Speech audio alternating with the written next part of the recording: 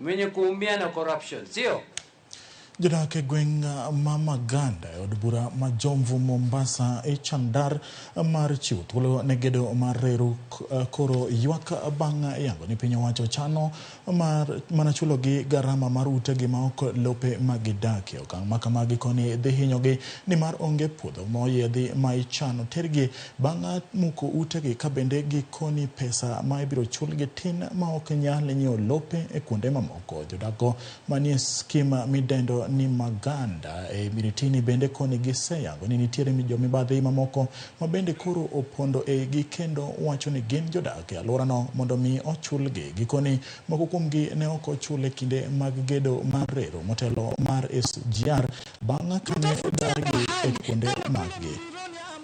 Nataka kujenga nyumba za serikali. Naomba watu tuliko hapa zaidi ya 300 tutengele sehemu yetu. Mheshimiwa wetu Nzai, twakuomba wewe uko bavuni kwa rais. Mwambie rais atupe makao, atupangie makao kule Mirironi, atupe kila mtu akiondoka hapa ajue upeni tuliopata, upeni huu ndio tutakwenda kujenga. Kitu ambacho kinanikwaza mimi, ile reli ya kwanza ilipita, awadi yangu ilikuwa ni 89,000.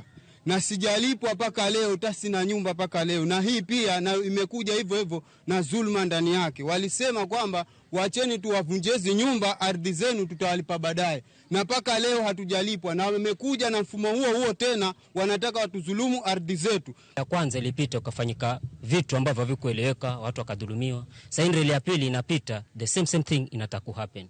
Sisi tumesimama pale na msimamo wetu. Tunamiliki ardhi ya Maganda. Kila mtu ana karatasi yake na dokumenti yake. Wale mabwenyenye ambao wameingilia kati, tunataka kujua wametoa wapi hizo dokumenti gushi. Na hatujawahi kuwaona Miritini, si wakazi wa Miritini. Majina yote yaliorodheshwa pale hayajatokea hata kwa Kenyan Gazette ya kuwa hawa ndo beneficiaries Yaliyotokea ni sisi majina yetu na yamebandikwa paka kwa assistant chief pale.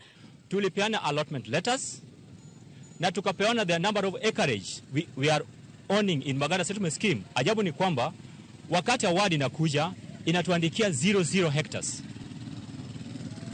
So leo wanatuambia they are paying developments, then mimi nitajenga wapi?